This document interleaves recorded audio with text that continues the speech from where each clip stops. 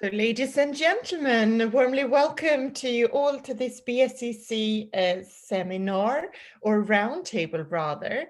So we're very pleased to see you all, and we sort of got the feeling we want to see more of you going forward, as we did a hybrid event last week, and it was such a pleasure to at least meet 10 of you there.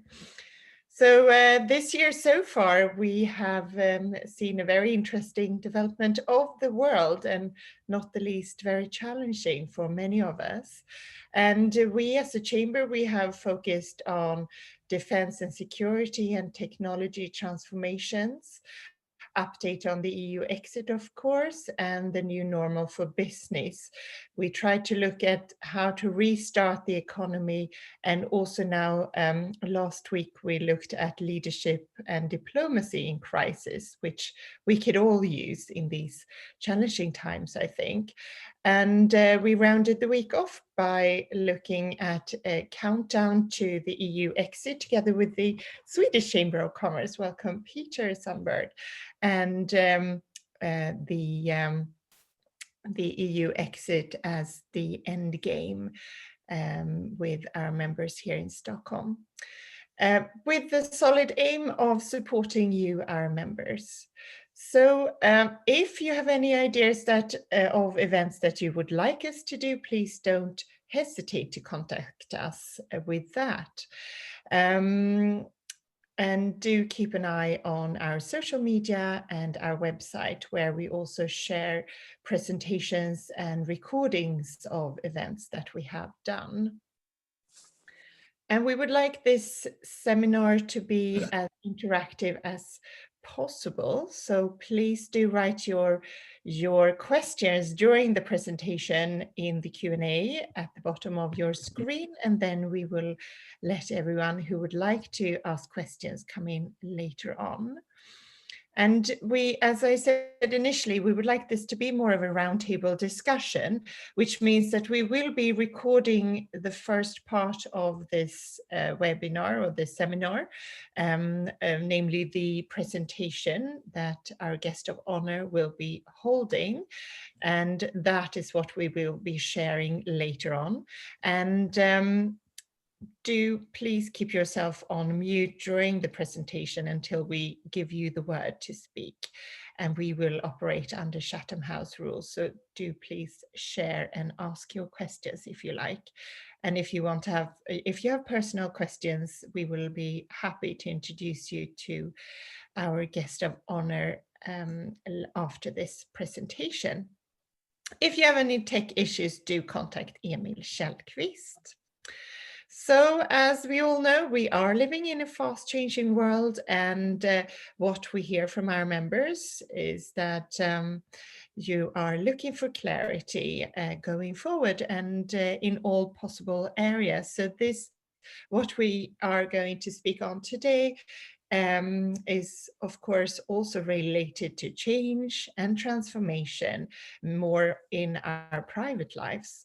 And if you want to, for example, move somewhere and you want to bring your possible wealth with you, and also plan ahead for a bright future, this is the discussion to join.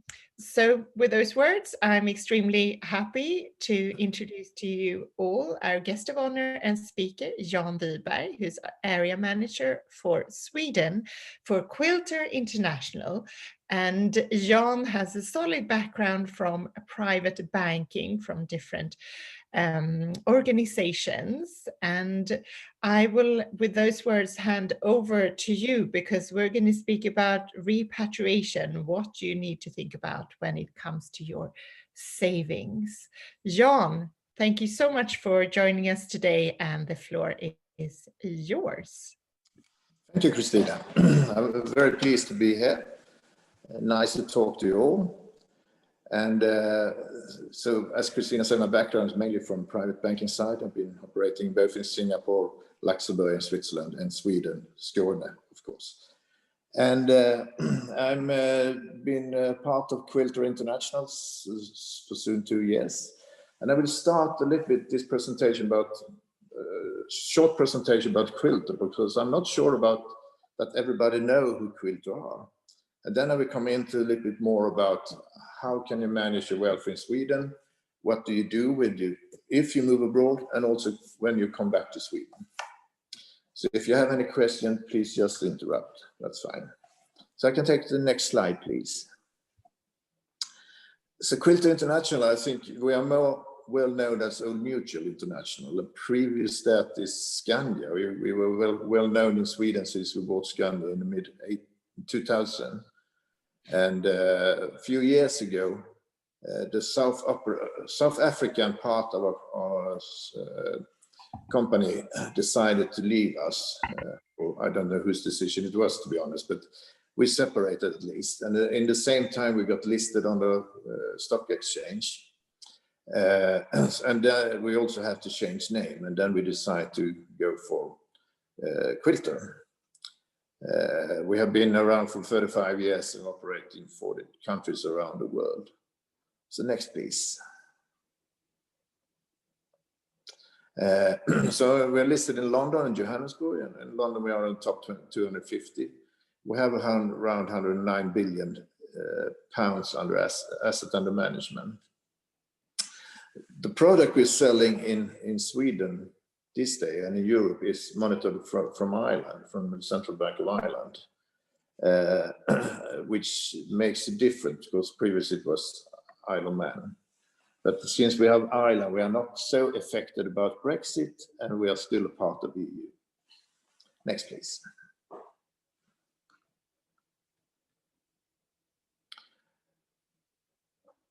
Just to give you a picture of an organization, and the part I'm working for is Quilter International, but we can take the next slide, please.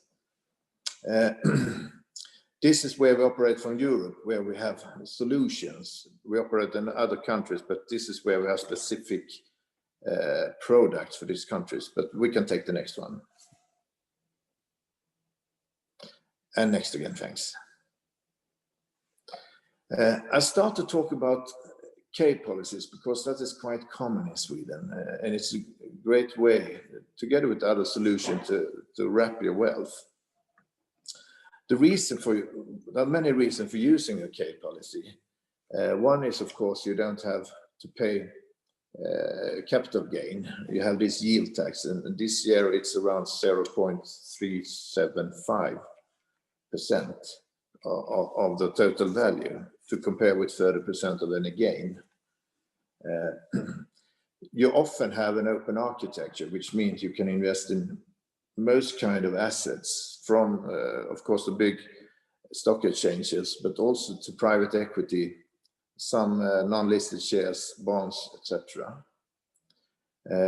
I will come back to a little bit how you can plan for next generation, and this differs from if you have an ISK, which you can't plan in this way as you can do with a capital insurance. And ISK, investeringssparkonto, is not open for companies, which a K policy is. We can take the next slide. And next. Thanks. Just start a little bit with the structure of a K policy. Maybe this is well known for most of you, but it could always be to have this as a base. You have an owner of insurance, because someone has to own it. And this person sets up an insurance policy. You have life insured, and often it could be yourself. At the same time, you have clusters or försäkringsbrev, which is quite normal. And you have a custodian who manages your assets. You also allocate, or you nominate beneficiaries if you pass away, who will inherit the assets or the insurance. And in Sweden, if you have a Swedish policy, this is how it looks like. You can have one owner, you can only have one life, you can have one clusters and one custodian. Which means if the life you have insured, because it's a life insurance, and if you pass away, 101% is paid out. So if the life insured pass away, the insurance must be teared up. and assets must be distributed out or sold. We can take the next one. So what's the difference between us and a foreign insurance, for a foreign insurance and the Swedish one? Well, we have a little bit more alternative. First of all, we can have two owners, which means if you're man and wife, both of you can own the insurance.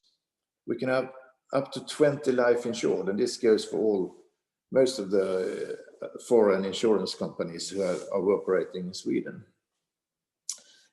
This means that you can always add a new life into the insurance. So when you get a new child or grandchild or grandchild, you can add this into the insurance. And if you as owner pass away, the insurance is still alive. The inheritance will they will inherit the insurance instead of the assets, and the capital can remain within the insurance, which in many ways can be quite favorable, especially if you have assets that are sensitive, or you have private equity, which could be really disastrous if they have to sell it in the wrong time, during the wrong time. One thing you also should look into when you choose an insurance is if you can have more than one clusters, försäkringsbrev. So when we set up an insurance, a capital insurance, we by default add 12 försäkringsbrev clusters. Just to give you an example, if you, for instance, have 3 children and you pass away, as the rules are, we can only have 2 owners. But in this sense, you can split the insurance. So all children get 4 clusters each, 4 försäkringsbrev. So they have their own insurance with 4 försäkringsbrev or clusters.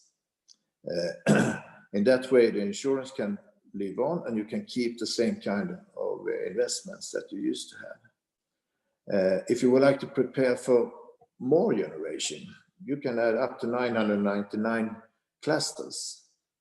So you can have, and then you can make sure that if you have, for instance, instead of 12 clusters, 120 clusters, all children inherit 40 clusters, and they, in their time, when it's time for them, they can spread it out to next generation as well, maybe 4th generation. And I think this is quite important and makes it quite interesting tool when you plan for the next generation as well. So you can by this make sure that this insurance live much longer than it does if you only have 1 life or 1 insurance letter or clusters in it. You can also have 3 different custodians, which could also be good if you choose to have more than 1 bank or 1 asset manager in the insurance. So I think this is important when you think about, I'm going to set up an insurance and think about the reasons why would you like to set up a capital insurance, K policy. To think about this, is it important for me that the insurance still is alive if I pass away? Is it important for me to be able to hand out these assets? It could also be used, for instance, when you have more than 1 clusters. If you have a company and you might have 1 children that is suitable to take over the business, and you would like to compensate another kid, then you can say, okay, you get 3 parts of these 12 clusters for yourself. So it's a good way to plan also and compensating, for example, kids, or use it for a partner you have in your company if it's a company insurance. Like a Keyman insurance. Okay, we can take the next one. Other things to think about when it comes to setting up a K policy is, if you can be a Swede, maybe you're not even ever been traveled to US, but if you have US shares for more than $60,000 US, and you pass away and you earn them on your own account, you're obligated, or your relatives are obligated to pay inheritance tax in US, which is quite outstanding. And not many people knows about it. And but if you have the assets within a K policy, you avoid this situation. If you are a US citizen, this instead of 60,000, it's 11.5 million US you can have before you have to pay any wealth tax, so your relatives have to pay any wealth tax. So it's a big difference. I mentioned private equity, and I think the trend is that more and more people are investing in private equity because it's hard to find decent income from bonds and etc. And this is something where you can, most of the cases also can use with a K policy. What we would like to do is we have to look at it and look into it every time we say, before we say yes or no. You can use it if you move to another country, but it's very important that you talk to us or to your insurance advisor. What does it mean if I take this insurance and move to another country? Okay, we can take the next slide, please. So if you have a K policy, you set up a K policy in Sweden, and you move to UK, it's very important that you make a registration with the tax authorities that you own this insurance in UK. If not, and they find out, let's say after 3 years' time, they come back to you and say, great, you have a Swedish K policy here. Okay, we consider that you have 15% in growth every year, and you have to pay tax income on that. So that could be quite expensive. So it's very important that you really think about and look up to. And also if you give a part of your insurance to maybe a kid living in UK or inherited the insurance, that you look into what does it mean for you. In Sweden, if you are sitting in Sweden and you take out money from the K policy, there is no tax, it's free. But if you have it when you come to UK, you can only take out 5% of the cumulative per year original premium. So it takes 20 years to take out the K policy without any tax. We can take the next slide, please. Portugal. Or do you have any questions so far before I go to Portugal? Do we have any questions, or will we leave them till the end? Okay, I think you can. Okay, we continue. Portugal has been for many years now popular to move, especially if you have a nice pension to take out. And when you take out your pension in Portugal, there is no tax. Today it's 10% in tax compared to income tax, full income tax in Sweden, which of course is very attractive. But normally, if you have a very good pension, this money could be more than you need for your living in Portugal. And you need to save for the longer term, and also when you come back to Sweden. For most of the people moving away, move back to Sweden after perhaps 10 years. And so one way to do it is that you, part of your pensions money, you direct it to a K policy, where you can manage and make the money grow within the K policy without any taxes. And but if you take out any money from the K policy, then you pay 28% of the growth, or if you earn it by yourself. So that's a big difference. And that is reduced after 5 years and 8 years. So it's a good way to do top-ups when you move to Portugal and use a K policy as a complement for your P policy. Next slide, please. And also if you move back to Portugal and you have a K policy you go back to the Swedish system directly, which is also very good. You pay the yield tax yearly, but you don't have to pay any taxes when you take out the money. But it will also have to look into where you come from, how it's treated, and you have to look into the double tax treaty between the two different countries. So there isn't any other taxes you have to consider moving back to Sweden. And next, please. So this was quite a short presentation about many things. Questions? Thank you very much, Jan.